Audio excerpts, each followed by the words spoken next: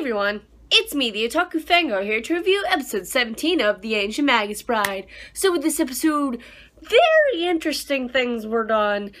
Wow, okay, so let's dive into this one. So, we have the girl we saw in the previous episode, Stella, and her brother Ethan. Well, Ethan, we saw, ran away, and that's because she's told him, I don't need you anymore, blah, blah, blah, because they had an argument.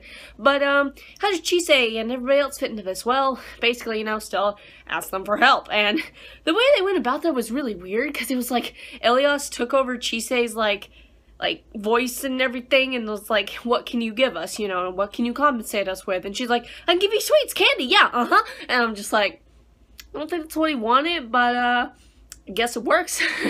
So, yeah, after that, they start searching for the brother, and he was taken by the Ashen Eye guy, I think his name was, the guy who gave CHISE that fur coat of the fox. So, they go about searching for him, and they do it through various means, because we learned that CHISE, that bear that ELIAS gave her, basically absorbs her magic and puts it in this little flower form, which comes in later, because she gives all the flowers to the people, the creatures, and whatnot of the forest, so they can tell her where the brother went, and which way he went.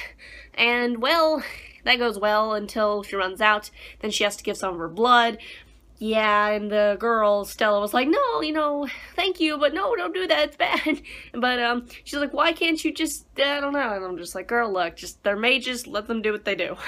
So, finally they find the brother, being held hostage, and, that whole thing boils down to him trapping both the brother and ELIAS somewhere, actually in a river, but, basically CHISE and Stella now have to find both of them, and I'm like, well, how are they going to do that? Because Ruth isn't going to be any help because now they're sensor masked.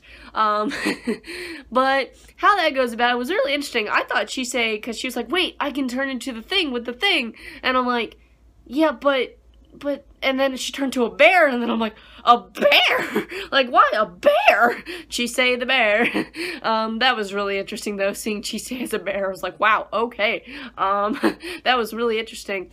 Meanwhile, though, with ELIAS, he's having a conversation with Ethan, and basically that conversation boils down to, do you want to see your sister again, and everything. And also, this whole thing makes them forget the name of the brother and sister, so they can't remember it and everything. Also, ELIAS creepily kind of turning into CHISE at that one point, where he had, like, white hair, and he looked exactly like her, just with white hair. I was like, what the heck? Why? I'm just like, why though?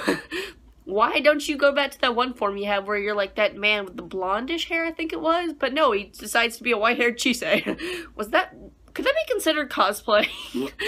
Was ELIAS cosplaying as CHISE? Could that be considered just with white hair? I'm not really sure why it was white, but it was. So anyway, with the power of the bear nose, CHISE does find ELIAS and Ethan, and that whole conflict gets resolved really easily. The brother and sister make up, they go back to their parents, and Ashen Eye, I think he was gonna, like, take their bond, because he was talking about, oh, you broke the bond, and blah, blah, blah, blah, blah, and I'm just like, but no, he takes the flower that CHISE gave Stella earlier in the episode, and he was just messing with them pretty much, and I'm just like, go away, dude. Just stop. Just stop messing with them. And in the end, Stella's like, oh, CHISE's my new best friend and everything. Yay! Tell me where you live so I can give you sweets. And the end of the episode felt kind of foreboding, because, like, you saw CHISE looking kind of upset. And then we saw, like, ELIAS, like, in her shadow looking. We didn't really see what he looked like, but I don't know. What's going on there? What's with the foreboding stuff? Like, and then the preview for the next episode was like, the friend that CHISE just made is now interfering with her relationship with the mage, and I'm like, what? Why would a friend that CHISE just made interfere with ELIAS's weird relationship with her? I don't know, but we have questions now, we need answers. So, what'd you guys think of this episode? What do you think's gonna happen next? And I'll see you guys in whatever I review next. Bye!